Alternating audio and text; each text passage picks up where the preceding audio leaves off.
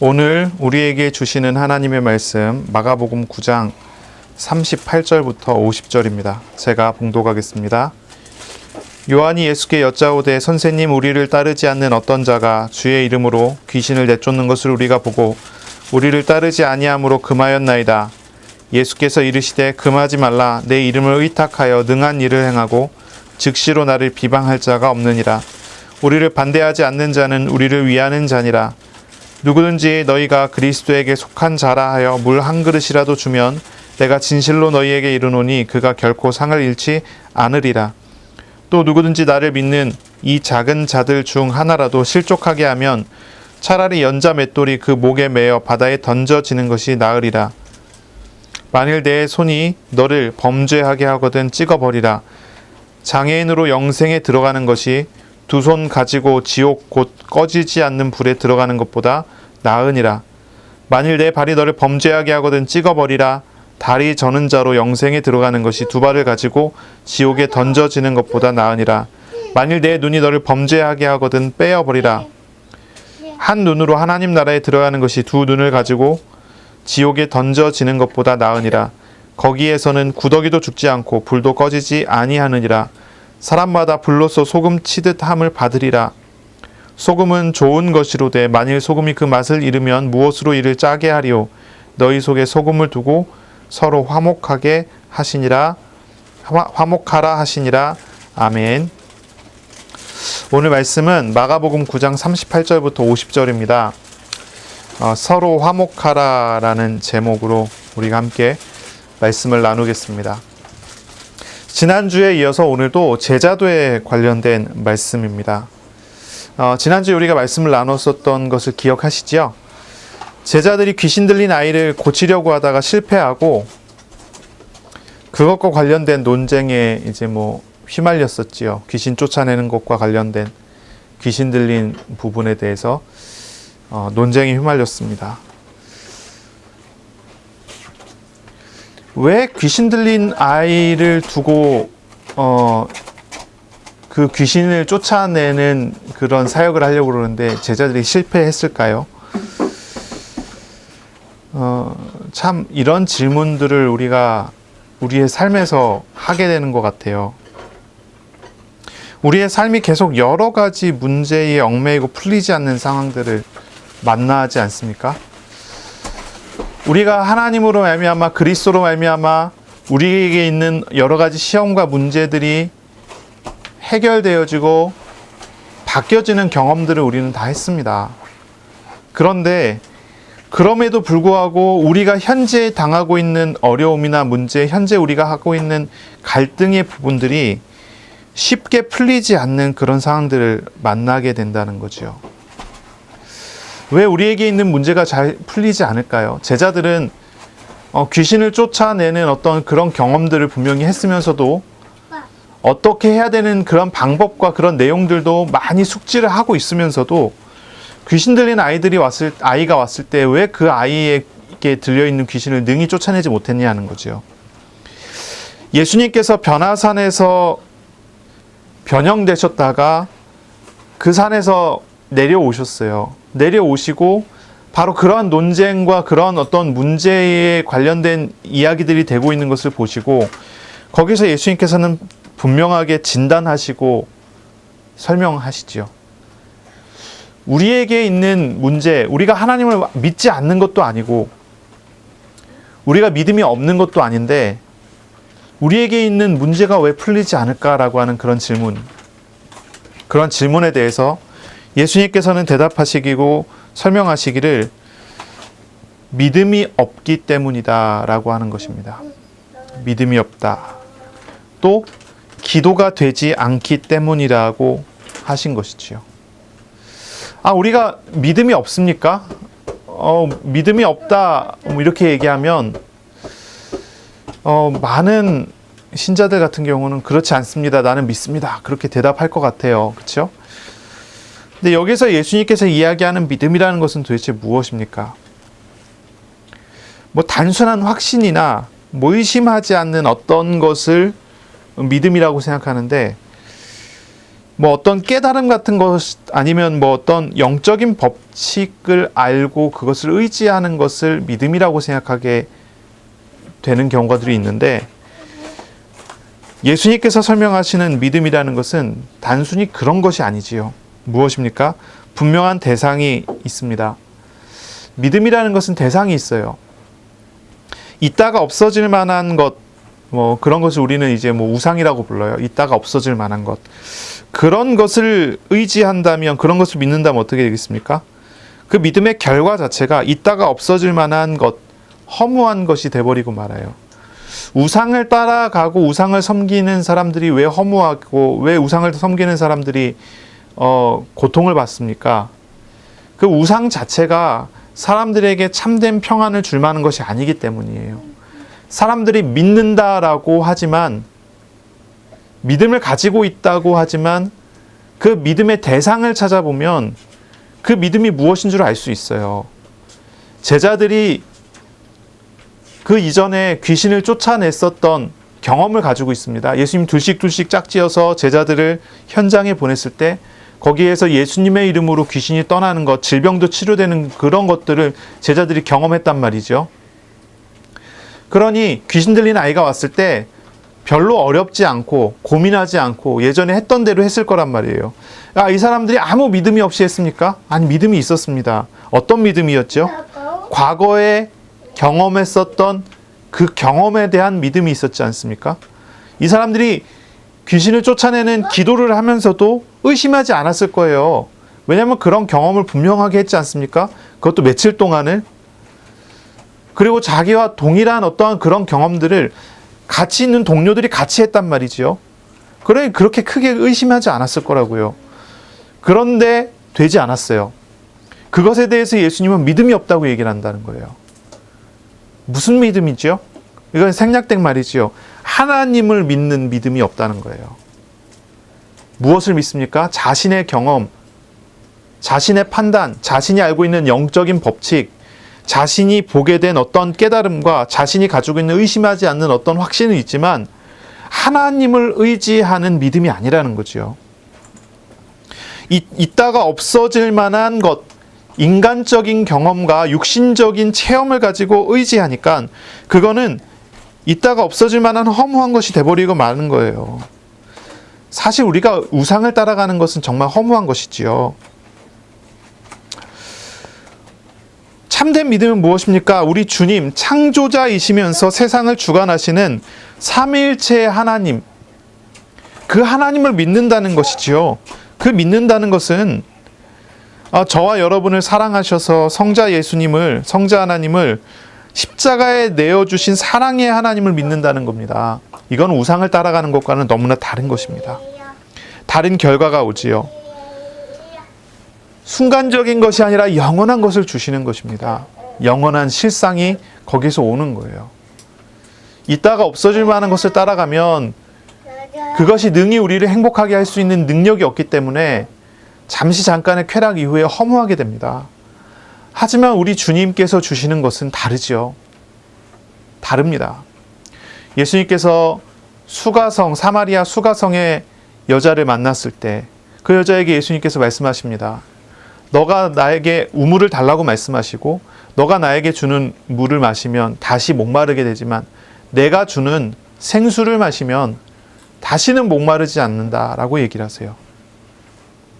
오병이어를 통해 기적을 보이시고 예수님께서 주시는 생명의 양식을 먹으면 다시 줄이지 않는다고 얘기하십니다. 이건 영원한 것이지요. 이 영원한 것이 어디에서 이루어집니까? 십자가에서 이루어지는 거예요. 하나님의 나라의 선물입니다. 십자가를 통해 성취하신 하나님의 은혜인 것이지요. 그러니 영원한 것, 영원한 안식, 영원한 평안, 영원한 생명이 하나님, 우리가 믿고 의지하게 되는 하나님 안에 있는 것이지요. 그러니 예수님을 믿는 사람, 하나님을 믿는 사람, 그런 사람은 영원 속에서 세상을 바라보게 되고 영원 속에서 세상을 분별하게 되는 그런 사람들이 되는 것입니다. 우리에게 있는 문제가 있습니다. 우리에게 얽히고 설켜져 있는 문제가 있어요. 우리가 육신을 떠나기 전까지는 그런 문제가 늘 오지 않겠습니까? 어떤 목사님이 이런 얘기를 하더라고요. 목사님 100년 하면 하나님 되냐? 이런 얘기를 해요. 무슨 말이죠? 목사님을 100년 해도 사람이에요. 목사님을 100년 해도 죄가 있고 죄를 짓게 되고 실수하게 되는 게 사람이에요. 인간은 그렇다고 하는 그런 표현을 그런 식으로 얘기하시더라고요. 목사님이라고 해서 그분에게 뭔가를 기대하고 그분을 믿고 그분을 의지한다? 틀렸다는 거예요. 하나님 외에는 어떤 것도 바라볼 게 없고 어떤 것도 의지할 게 없다는 거죠. 사람을 의지하는 것만큼, 사람을 바라보는 것만큼, 사람을 기대하고 사람을 바라보는 것만큼 어리석은 게 없어요. 돈을 기대하고 돈을 바라본다. 돈이 우리에게 능히 행복을 줄 수 있는 능력이 없기 때문에 그건 어리석은 거예요. 허무한 거예요. 제자들은 하나님을 바라보지 않았어요. 하나님을 의지하지 않았어요. 자신의 경험을 바라봤죠. 예수님은 그것을 지적하세요. 믿음이 없구나. 제자의 길에 있어서 제자의 도, 제자도라고 하죠. 그 제자의 길에 있어서 우리가 얻어야 하고 따라가야 되는 첫 번째가 무엇이겠습니까? 그것은 어떤 것보다도 하나님을 믿는 믿음이에요. 하나님을 섬기는 거예요. 그렇지 않습니까? 우리가 하나님을 섬기는 것, 그것이 첫째예요. 하나님을 섬기는 것이 우리의 삶에 있어서 가장 우선되는 것입니다. 참 믿음을 가져야 돼요. 참 믿음을 얻어가고 그렇게 살아가야 돼요. 하나님을 믿는 믿음 안에 있는 사람이라고 한다면, 하나님을 정말 믿는 사람이라고 한다면 문제가 오게 되면 어떻게 됩니까? 그 문제를 어떻게 보지요? 문제를 보는 눈이 달라집니다. 달라져요. 문제를 바라보는 시각이 달라집니다. 겉으로는 광야이고 사막 같은 곳이에요. 어디가요? 우리가 살고 있는 세상이 그렇습니다. 겉으로는 광야이고 사막 같은 곳이에요. 길이 없어요. 헤매게 되죠. 물이 없어요. 목마르게 돼요. 세상을 살아가면 살아갈수록 계속 갈증이 있고 갈급함이 있어요. 돈을 보면 돈의 갈급함이 생기고 사람을 보면 사람의 갈급함이 생기고 여러 가지 것들이 계속 오는 거예요. 그러니 이런 갈급함을 채우기 위해서 많은 것들을 합니다.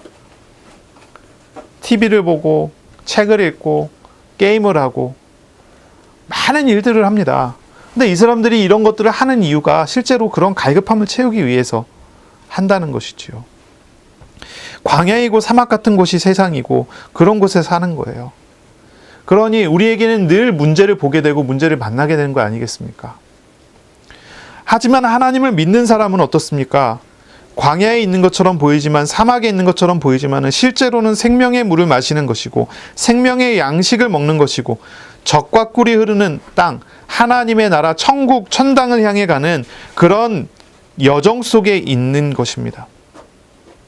돈이나 사람이나 환경이나 많은 것들이 어려울지라도 하나님을 정말로 믿는 사람, 하나님께서 행하신 구원 사역을 알고 그분을 의지하는 사람은 모든 것이, 모든 환경이, 모든 사람이, 모든 경제가 어려울지라도 그것이 천국길을 가는 과정이 되고 천국길을 경험하는 순간이 된다는 것입니다. 우리가 많은 얽매임 속에 살아가는 것처럼 보입니다. 하지만 어떠한 것에도 얽매이지 않는 실상을 경험하게 됩니다. 하나님께서 함께 하시는 것이기 때문에, 하나님을 의지하는 것이기 때문에 그렇습니다. 그러니 믿음이라는 것은 무엇입니까? 하나님, 삼위일체 하나님을 의지하는 것입니다. 믿음이라는 것은, 믿는다는 말은 의지한다는 말과 같은 말입니다. 제자들은 하나님의 뜻과 하나님을 믿지를 못했던 것 같아요. 의지하지 않았어요. 그냥 단지 자신들의 경험만을 의지했어요. 하나님과 상관없이 단순한 확신을 가지고 귀신을 쫓으려 했다는 거죠. 또한 기도가 되지 않는다, 기도가 아니다. 제자들이 예수님, 왜 우리가 했을 때는 저 귀신이 나가지 않습니까? 예수님 대답이 그랬죠. 기도가 아니고서는 저런 종류의 귀신 같은 것은 나가지 않는다. 너희들이 기도하지 않았다는 거예요. 근데 이 제자들이 기도하라는 행위를 안 했을까요? 기도라는 행위를 통해서 귀신을 쫓아내려고 했다는 것이죠. 그러나 이 사람들은 참 기도가 되지 않았다는 거예요.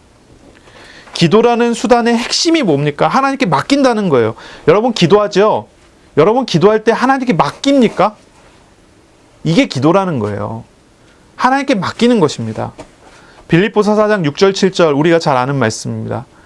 아무것도 염려하지 말고 오직 기도와 간구로 감사함으로 하나님께 아뢰라. 그리하면 모든 지각에 뛰어난 하나님의 평강이 그리스도 예수 안에서 너희 마음과 생각을 지키시리라.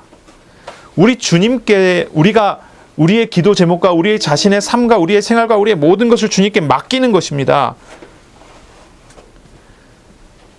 그것이 기도예요. 그것이 될 때마다 우리는 주님께서 주시는 참된 평안함과 은혜를 누리게 되는 거예요. 그러니 기도가 되지 않는다는 말은 무엇입니까? 하나님께 맡기려고 하지 않는다는 거예요. 단지 뭐예요?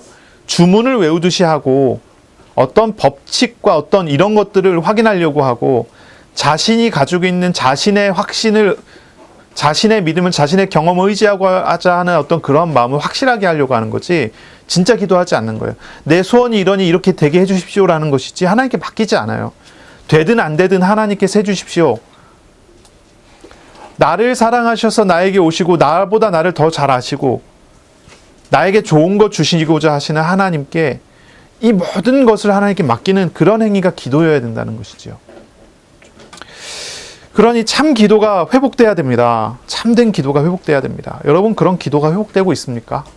그런 기도를 하고 있습니까? 여러분에게 마음의 고통과 갈등과 어려움이 올 때 진짜 이거 하나님께 맡겨야 되겠다. 하나님께 기도해야 되겠다. 하나님께 무릎 꿇고 있습니까? 주님을 믿는 사람은 기도하는 사람입니다. 하나님을 믿는 사람은 기도하는 사람이에요. 늘 나의 삶이 주님의 것임을 고백하고 주님의 손 안에 있음을 고백하고 주님께 맡기는 사람이에요. 그러니 우리는요, 어떠한 것보다도 먼저 우리는 기도자가 돼야 되는 거예요. 하나님을 믿는 믿음의 기도자가 돼야 되는 거예요. 그것이 제자의 길에 있어서 가장 중요한 본질적인 메시지입니다.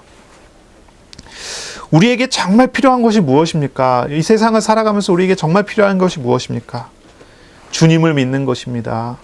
그리고 기도자가 되는 것입니다. 하이델베르그 요리문답 1번, 이건 굉장히 많이 얘기를 했어요. 굉장히 많이 표현했어요. 우리 이제 개혁교회라고 하는 장로교회죠. 장로교회에 있어서 가장 중요한 신앙 고백을 보통 3가지 정도로 생각을 해요. 그것 중에 하나는 웨스트민스터 신앙 고백서라는 거예요. 영국에서 있었던 청교도적인 어떤 그러한 신앙 고백이지요. 웨스트민스터 신앙 고백. 또 하나는 하이델베르그 요리문답이라는 거예요. 하이델베르그라는 지역에서 우르시누스라는 사람이 이제 정리해서 신앙 고백을 했어요. 또 하나를 이야기한다면 이제 도르트 신조 아니면 이제 벨직 신앙 고백 이런 걸 이야기를 하는데 벨기아 신앙 고백이죠.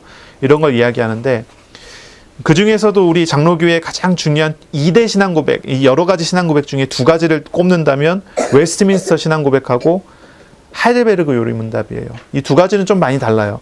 웨스트민스터 신앙 고백 같은 경우는 이 고백 자체가 위에서 아래로 향해요.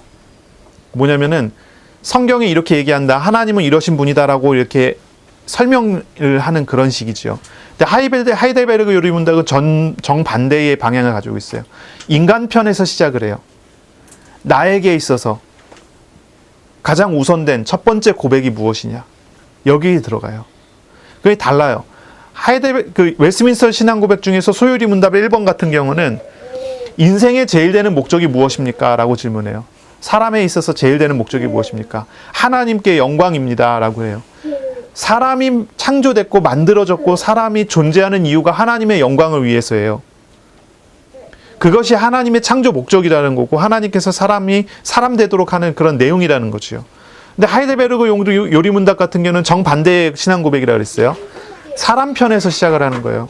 내가 하나님께 드리는 최고의 신앙 고백, 내가 하나님 앞에 하게 되어지는 나에게 있어서의 첫 번째 신앙 고백이 무엇입니까? 뭐예요? 이런 거예요. 살든지 죽든지 간에 나에게 있어서 유일한 위로는 무엇입니까? 내가 살든지 죽든지, 내가 살아도 그렇고, 내가 살아가면서 나에게 유일한 위로가 되고, 내가 죽더라도 나의 죽음 앞에서 나에게 유일한 위로가 되는 게 무엇입니까?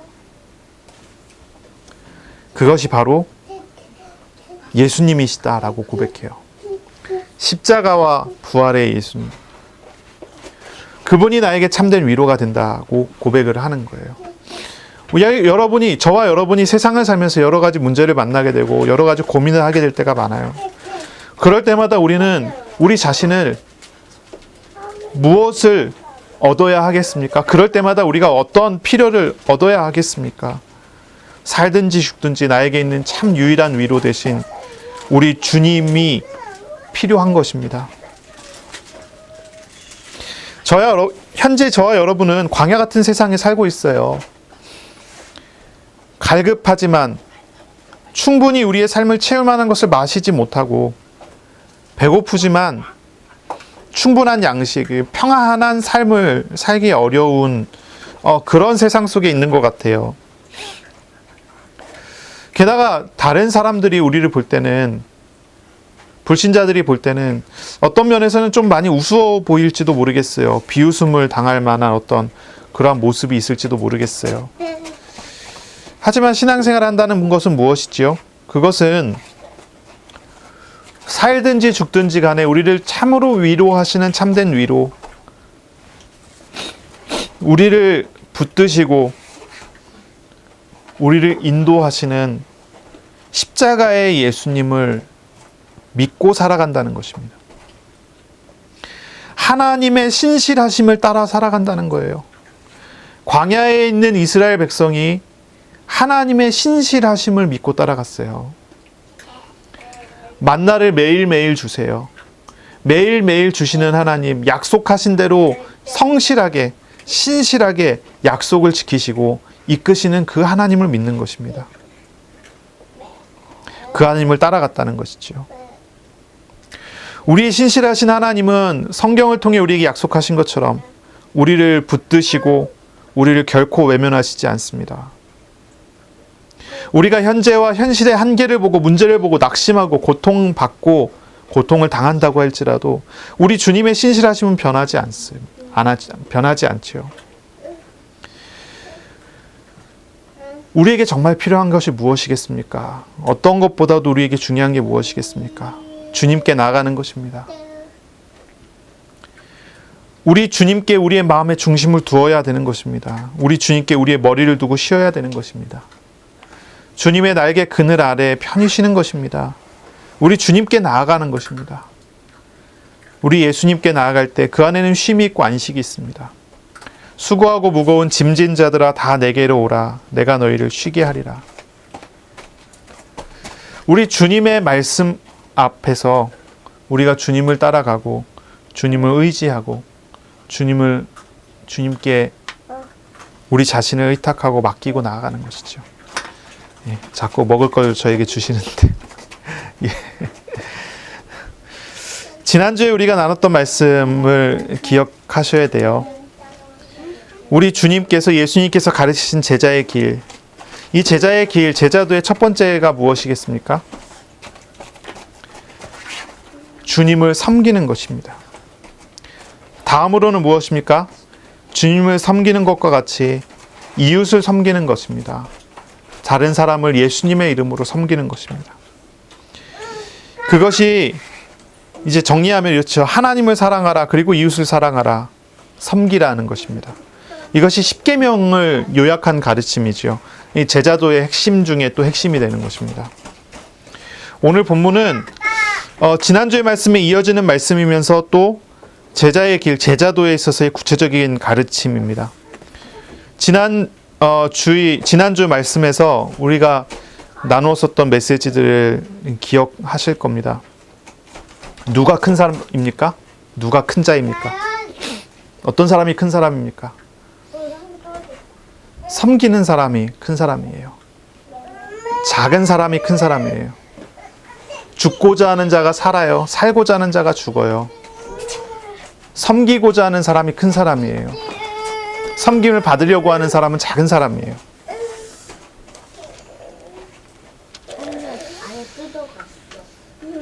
오늘 본문을 볼까요? 오늘 본문에 보면요, 38절입니다. 요한이 예수께 여짜오되 선생님, 우리를 따르지 않는 어떤 자가 주의 이름으로 귀신을 내쫓는 것을 우리가 보고 우리를 따르지 아니함으로 금하였나이다. 그랬어요. 지지난주 우리가 말씀에서 제자들이 귀신 들린 아이의 귀신을 쫓으려다 실패했던 사건에 대해 이야기를 했었어요. 그렇죠? 그런데 오늘 본문에 보면 제자들이 실패했었던 바로 그 일, 귀신 쫓는 일을 성공한 사람들이 나와요. 근데 문제는 뭐냐면 이 사람들은 제자들처럼 예수님을 모시면서 예수님과 함께 계속 다녔던 그런 사람들이 아니에요. 그러니까 요한과 다른 제자들이 이 귀신을 쫓아냈다고 하는 그런 사람들에게, 예수님의 이름으로 귀신을 쫓아냈다고 하는 그 사람들에게 예수님의 이름을 사용하지 말라고 금지시켰어요. 그리고 그 일을 예수님께 가서 보고를 한 거예요. 예수님께 가서 이야기를 한 거예요. 왜 금지시켰습니까? 이유는 단순해요. 예수님과 제자들과 동거동락했는데 이 사람들은 예수님과 함께 다닌 사람들이 아니기 때문이에요. 그래서 금지시켰어요. 그런데 예수님께서 그것을 보고 말씀하십니다. 39절에 예수께서 이르시되 금하지 말라.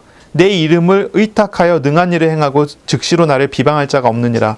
우리를 반대하지 않는 자는 우리를 위하는 자니라. 이렇게 말씀하세요. 금지하지 말라는 것입니다. 금지하지 말래요. 제자들이 보기에 이 사람들은 사이비처럼 느껴졌었던 것 같아요. 자신들은 예수님과 동거동락하고 같이 욕먹고 같이 생활하면서 배우고 있는데 그래도 믿음이 없다고 책망을 받고 사는데, 예수님과 동거동락하지 않는 사람들이 아무리 생각해도 자신들보다 예수님을 더 잘 알 것 같지 않은 그런 사람들인데, 이런 사람들이 예수님의 이름으로 귀신 쫓고 기적이 일어난다고 말하고 다니니까 그래 이 사람들 사이비가 아닌가 이렇게 생각했던 것 같아요. 그런데 예수님께서는 그들을 금지하지 말라고 말씀하세요. 그들이 예수님의 이름으로 사역을 하고 있으니까 예수님을 비방하고 반대하지는 않을 거 아니냐, 그렇게 얘기하세요. 그러면서도 반대하지 않는 사람은 우리를 위하는 사람이다, 그렇게 말씀하세요. 마태복음이나 누가복음에는 조금 다르게 표현이 돼요. 반대로 표현이 되는데 어떻게 얘기하냐면 이제 누가복음 11장 23절 같은 경우 이렇게 말씀하거든요. 나와 함께하지 않는 사람이 나를 반대하는 사람이고 나와 함께 모으지 않는 사람이 해치는 사람이다, 이렇게 얘기해요. 좀 이야기가 반대죠. 정반대를 조금 이렇게 그러니까 앞뒤의 순서가 반대가 돼요. 반대하지 않는 사람이 우리를 위하는 사람이다, 이렇게 얘기했었는데 이제 마태복음이나 누가복음은 나와 함께하지 않는 사람이 나를 반대하는 자다, 이렇게 얘기를 해요. 마가복음에서는 이제 다 설명하지 않고 이 부분만 설명을 한 것 같아요. 그러니까 생략된 가르침이 있는 거지요. 그러니까 그걸 찾아보면 이렇습니다. 이 예수님의 이름으로 귀신을 쫓아냈다고 하는 사람들이 예수님을 반대하지 않는 것은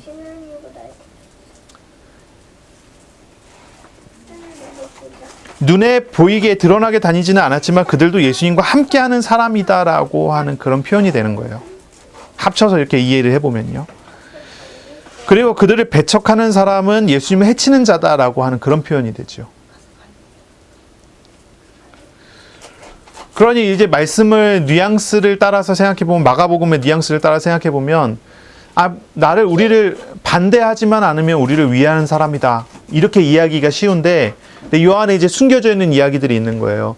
이들이 우리를 반대하지 않는 것은 이들은 눈에 보이지는 않았지만, 눈에 드러나게 다니지는 않았지만 우리와 함께하는 사람들이다라고 하는 이야기를 하시는 거예요. 그리고 우리가 나와 함께 모으지 아니하는 자는 해치는 자다. 이들을 금지하고 이들이 예수님의 이름으로 사역하고 함께하는 것을 금지하는 사람은 바로 이 모임을 해치고 예수님을 해치는 사람이 된다는 거예요. 다시 말해서 이거 예수님께서 제자들을 책망하시는 그런 장면이 되는 거죠. 이런 가르침을 이렇게 생각해 보면 그렇습니다. 이들이 제자들처럼 동거동락하면서 예수님으로부터 직접적인 가르침을 받지 않았을지라도 이 사람들도 예수님을 영접하여 믿는 사람들이기 때문에 하나님께서 하시는 일, 이 사람들을 통해서 하나님께서 하시는 일을 금지하지 말아야 된다는 그런 의미가 되고요. 또 한 가지는 이제 좀 더 넓게 생각해 보면은, 우리 지금 시대로 생각해 보면은 분파주의라는 이제 파당으로 갈라지는 거죠. 분파주의를 경계해야 한다고 하는 말씀으로 해석할 수도 있어요. 제자의 길은 서로 경쟁하면서 분리되는 길이 아닙니다. 제자의 길은 함께 연합하고 함께하는 길이죠. 연합하고 함께해야 되는 길이에요. 우리 주님 아래서 우리는 각 지체로서 자기 역할을 해야 돼요. 서로 분리해서 경쟁하면 안 돼요. 서로 경쟁하지 않아도 되는 이유는 우리 주님께서 성령으로 온전히 하나가 되게 하시기 때문이에요. 그렇기 때문에 그리스도께 속한 자는 물 한 잔을 주는 것조차도 상을 잃지 않는 것이고, 주님을 섬기는 사람들이 서로 섬기는 것에 대해서 중요하다는 것을 가르치시는 거예요. 말이 막 꼬이네요. 함께한 이것이 굉장히 중요해요. 우리가 지체에 대해서 우리가 말씀을 나눴죠. 우리의 머리는 그리스도시고 각 사람은 지체됐어요. 엄지손가락과 새끼손가락의 역할이 다르지, 어떤 것은 소중하고 어떤 것은 소중하지 않고 그렇지 않아요. 그렇죠? 연합이라는 것이, 함께하는 것, 하나님 나라를 이루는 것은 서로 경쟁하면서 싸워나가는 것이 아니에요. 각자 역할 속에서, 각자 자리 속에서 자기의 일들을 하고 하나님의 나라를 성령의 하나되심 속에서 이루어 나가는 것이지, 서로 금지하고 금하고 서로 욕하고 싸우고 갈라지고 하면 그런 것이 되는 것이 아니에요. 물론 이단에 대해서는 철저하게 대처를 해야 되지만, 이 분파주의에 대해서는 우리가 경계를 할 필요가 있는 것이지요. 그러니 예수님의 가르침은 분명해요. 우리의 눈에 보이지 않는다고 해서 모든 것을 쉽게 그렇게 우리의 시각을 가지고 판단을 하기가 쉽지 않습니다. 그렇게 판단해서는 안 되는 것입니다. 믿는 사람들끼리 함께 연합돼야 돼요. 한 교회가 연합된 교회로서 세워져야 돼요. 근데 참된 연합됨에 대해서 걸림돌이 있다는 것입니다. 오늘 말씀에 예수님께서 그런 걸림돌에 대해서 지적하시고 설명하시어요. 우리 주님께서 연합하여 함께하는 방법으로서의 중요한 점은 걸림돌을 보고 그것을 제거해버리는 것이다 라고 하는 거예요. 그것을 지적하시는 거예요.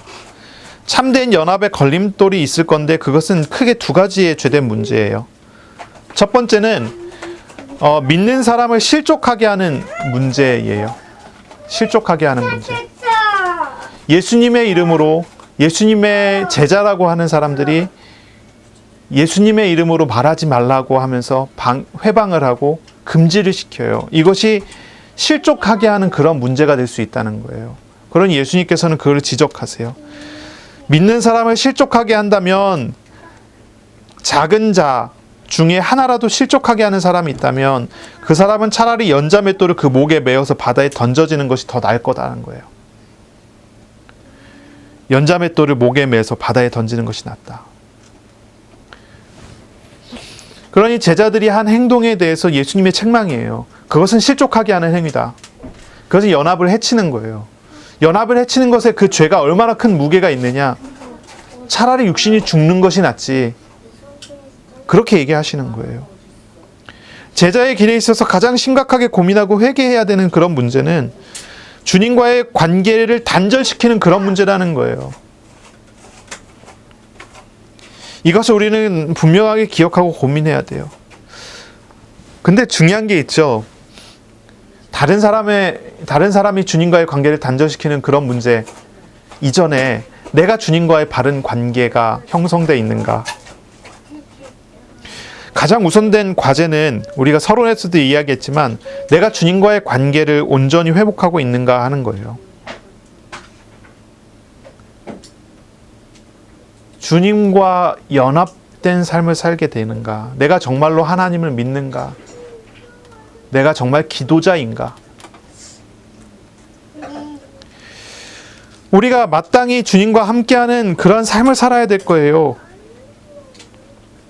주님과의 마땅한 관계를 누리지 못하는 죄는, 주님과 관계를 마땅히 누리지 못할 뿐만 아니라 주님과의 관계가 회방되게 만드는 죄는 연자맷돌을 목에 걸고 바다에 던져져야 마땅할 정도의 죄라는 거죠. 그러한 죄를 내가 짊어지고 있다고 하는 그런 말이에요. 그러니 바다에 던져져야 마땅한 나 자신을 돌이켜볼 수 있어야 돼요. 그리고 내 자신이 그리스도께로 나아가야 하고 이웃을 주님께로 이끄는 사람으로 살아갈 수 있어야 되는 것이지요. 그래서 실족하게 하는 죄라는 것입니다. 그리고 두 번째 이야기입니다.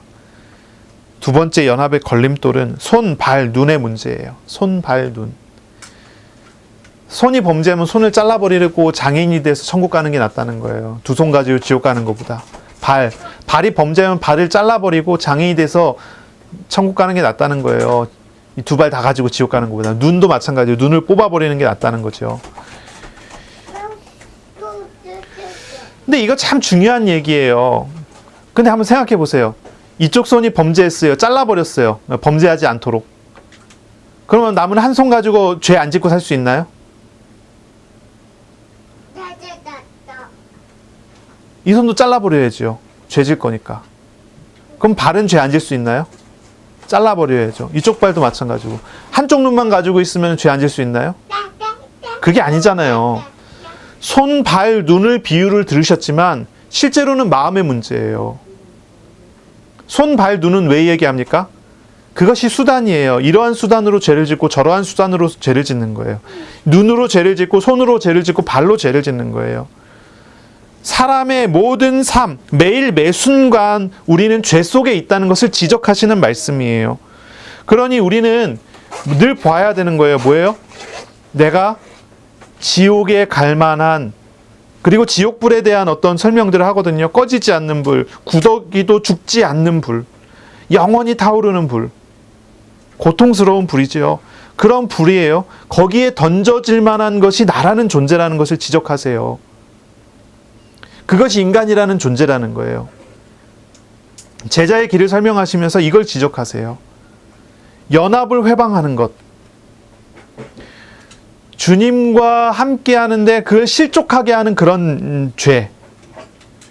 그리고 나의 모든 생활과 삶에 있어서의 죄. 이것이 내가 그리스도와의 참된 연합을 얻는 것을 회방하는 죄고요. 그리고 우리가 함께 그리스도 안에서 연합되는 것을 회방하는 죄라는 거죠.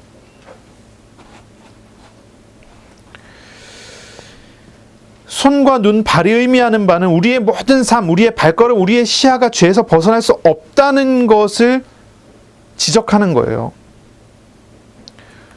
우리의 손, 발, 눈을 다 뽑아버리면 죄를 안 질 수가 있을까요? 그렇지 않아요. 그러니 우리 주님께서는 말씀하시기를 우리 속에 맛을 잃지 않는 소금을 둬야 된다고 말씀하세요. 내 속에 맛을 잃지 않는 소금을 둬야 해요. 오늘 읽은 마지막 절이죠. 소금은 좋은 것이로되 만일 소금이 그 맛을 잃으면 무엇으로 이를 짜게 하리요. 너희 속에 소금을 두고 서로 화목하라 하시니라. 우리가 주님으로 말미암아 죄에서 돌이켜 경건함, 거룩함을 누려야 된다고 하는 그런 말씀이죠. 소금은 무엇입니까? 소금은 뭐 정결함의 상징이 될 수도 있고요. 거룩함의 상징이 될 수 있어요. 그렇죠?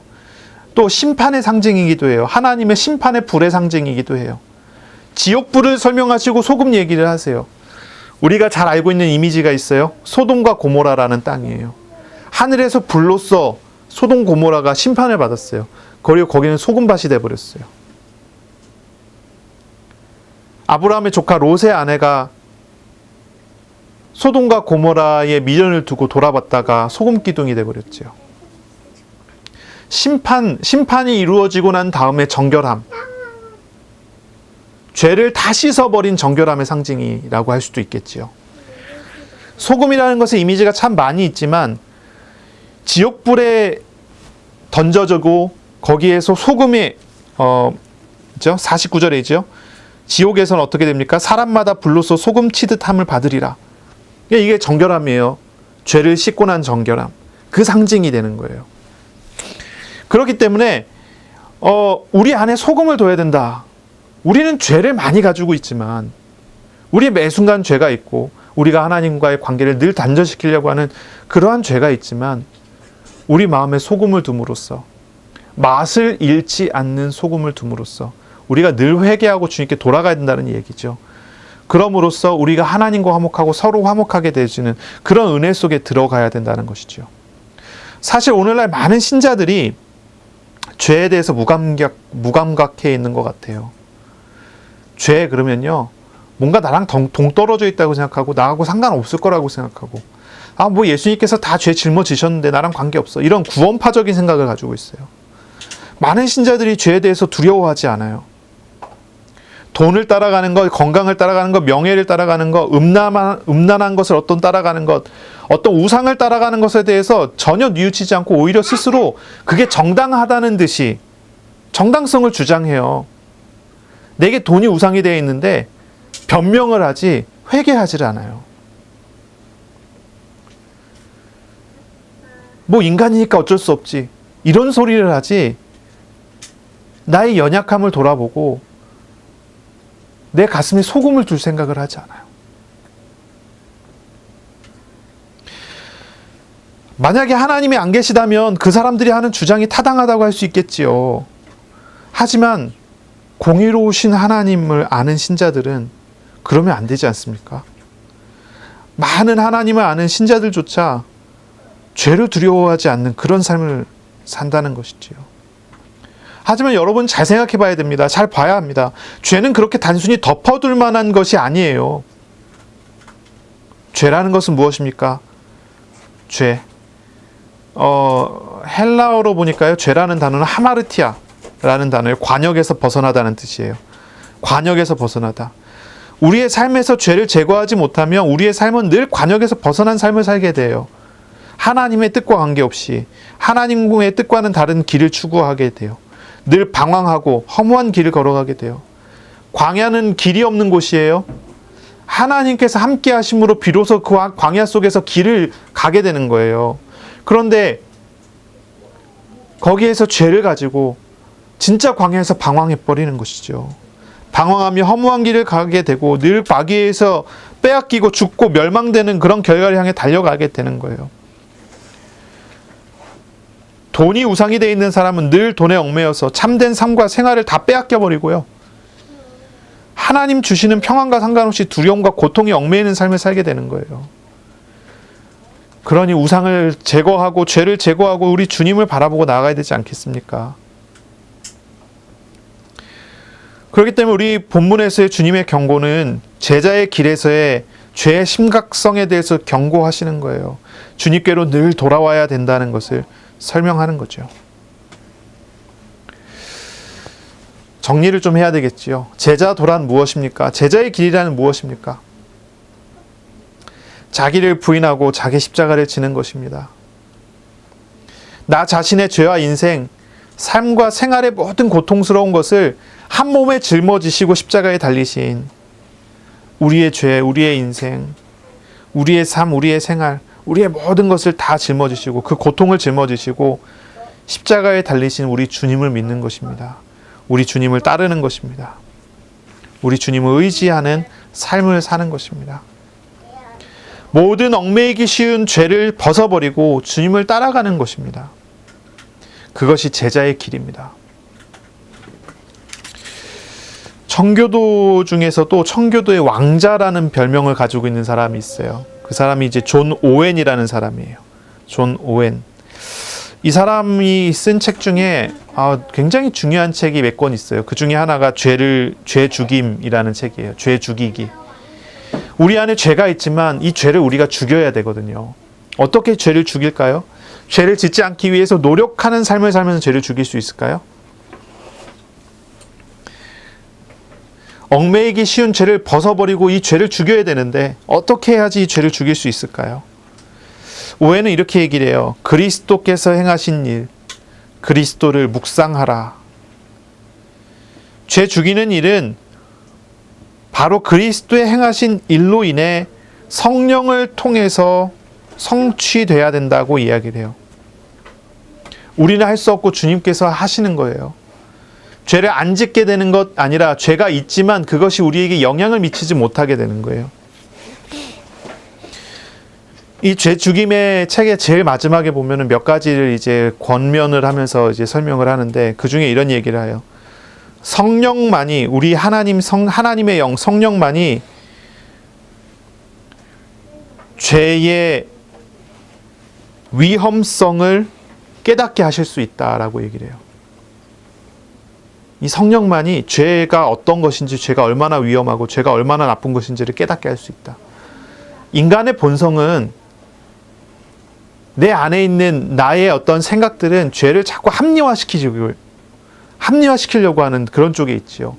그러나 우리가 기도하는 자가 되고 우리가 주님과 교제하는 사람이 되면 우리의 하나님의 영이 우리의 죄의 위험성을 깨닫게 하신다는 것이지요. 또한 우리 성령만이 우리의 구원을 위해 그리스도의 충만함을 나타내시는 분이시다라고 그래요. 우리가 모든 죄악에서 벗어날 뿐 아니라 죄의 영향 속에서 벗어나고 어떠한 우상도 우리를 지배하지 않고 우리가 주님을 따라가게 하시는 그런 일은 우리 주님 하나님의 영이 하시는 일이라는 것이죠. 그러니 뭐 해야 됩니까?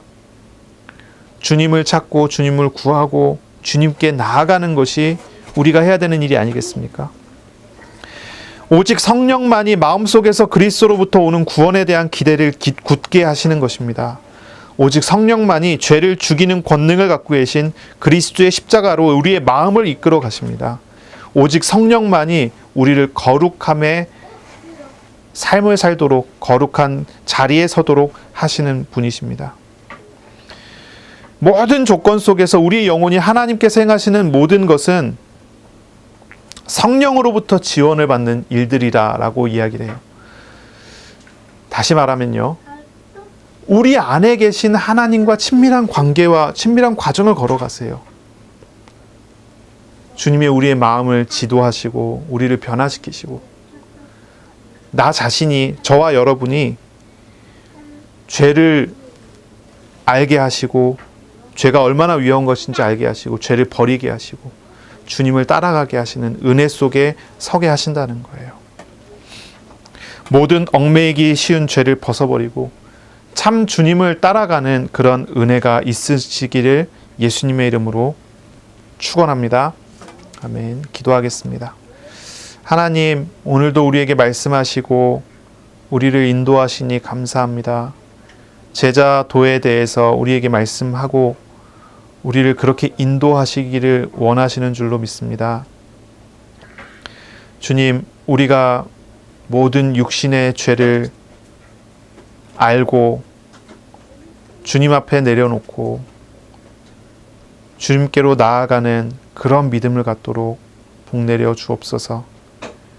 예수님께서 행하신 십자가와 부활의 실상을 바라볼 수 있도록 하셔서 오직 주님만을 믿고 의지하며 주님을 섬기며 그 섬김으로 이웃을 섬기는 그러한 하나님 나라의 공동체를 이룰 수 있도록 복내려 주옵소서.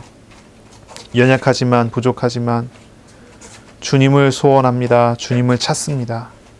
우리 안에 있는 모든 더러운 죄를 벗어버리고 주님과 함께하는 삶을 살도록 복내려 주옵소서. 예수님 이름으로 감사하며 기도합니다. 아멘.